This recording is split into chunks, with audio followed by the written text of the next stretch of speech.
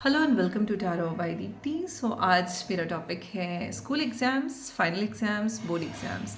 हम सब जानते हैं कि ये एग्ज़ाम ड्यूरेशन आ गया है और हम सबको ऐसा फील होने लगता है कि यार ये तो हमारे ही एग्ज़ाम्स हैं एंड बच्चे कैसे परफॉर्म करने वाले हैं। बोर्ड एग्ज़ाम्स हैं, 10th है, 12th है। So instead of getting worried about it we need to bless the exams. So जब भी आपका बच्चा पढ़ने लगे आप उसको अप्रिशिएट करिए और उससे यही कहिए कि बेटा आप जितना अच्छे से अच्छा परफॉर्म कर सकते हो जस्ट गिव योर बेस्ट। और एक छोटा सा रेमेडी बताऊंगी मैं आपको लास्ट में। So stay tune and being a parent it is our responsibility to take care of them in terms of everything. भले ही वो उनकी फिजिकल हेल्थ हो, उनकी मेंटल हेल्थ हो, इमोशनल हेल्थ हो, जो भी चीज़ उनकी लाइफ में है वो सब चीज़ों का जब तक बच्चे इतने बड़े नहीं हुए हैं कि वो उन चीज़ों को अंडरस्टैंड कर सके तब तक वो हमारी रिस्पॉन्सिबिलिटी है। सो इट इज़ वेरी इंपॉर्टेंट कि हम बच्चे के टेस्ट बड्स के बेसिस पे उसको फूड अलाउ ना करें ज़्यादा, बिकॉज कहीं ना कहीं जंक फूड बच्चे की ग्रोथ को और उनके स्किल्स को भी बहुत डाउन कर रहा है। उनका इम्यून सिस्टम बहुत वीक हो रहा है उस चीज़ से। So we have to make them understand कि बेटा सिर्फ for minutes of test we are not going to compromise with our health. Being a parent, it is our responsibility to make them understand. We are not pressurizing them, but slowly and gradually we can change their things. Secondly, I will say my second emphasis is on mental health. So mental health अच्छा रखना बहुत important है। Mental health के लिए बच्चे का एक rhythm cycle होना बहुत ज़रूरी है and he should not waste his time more on digital things and he should be very very smart enough for physical activities and all his daily chores. जो भी उसकी रिक्वायरमेंट है, जब भी वो लोग मेंटली सॉर्टेड रहते हैं तभी उनका परफॉर्मेंस हमें देखने को मिलता है। एक चीज़ मेरे मन में बहुत आती है कि हमारा जो एनवायरनमेंट होता है, जिस वातावरण में हम रहते हैं, वो बच्चे को बहुत इम्पैक्ट करता है। उसका सिंपल रीज़न है कि बच्चों की जो एनर्जी होती है वो बहुत रिसेप्टिव होती है, वो बहुत ईजीली किसी भी चीज़ को रिसीव कर लेते हैं।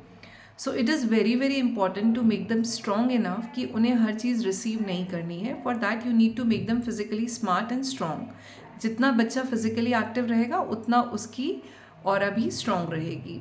सो अभी आपको ध्यान रखना है फिजिकल लेवल पे, मेंटल लेवल पे, इमोशनल लेवल पे and next is spiritual level. So guys, जैसे हम छोटे से थे तब से हमने गणपति बप्पा की बहुत सारी स्टोरी सुनी है कि Bappa is full of wisdom.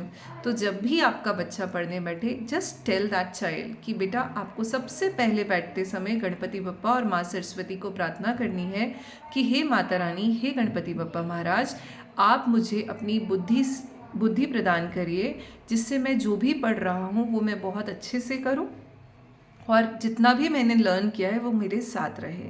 सो जब भी हम गणपति बप्पा को बुलाते हैं, बप्पा अपना आशीर्वाद देते हैं और उस चीज़ का इफ़ेक्ट आप 21 डेज़ में ही देख सकते हैं।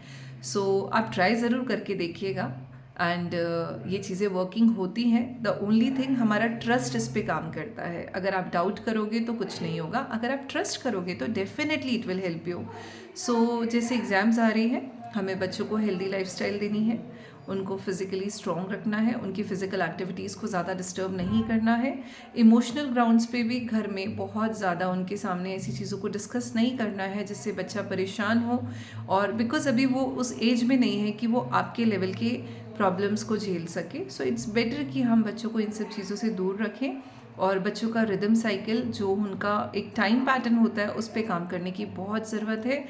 और मेंटली भी मैं कहूँगी कि उनको सॉर्टेड रहने की ज़रूरत है। आप जैसा रिदम उनको अभी स्टार्ट करेंगे वैसा ही वो आगे जाके करने वाले हैं।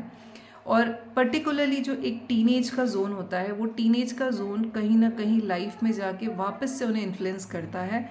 जब वो किसी सिचुएशन में स्टक हो जाते हैं या लाइफ में बहुत सारे चैलेंजेस आ जाते हैं।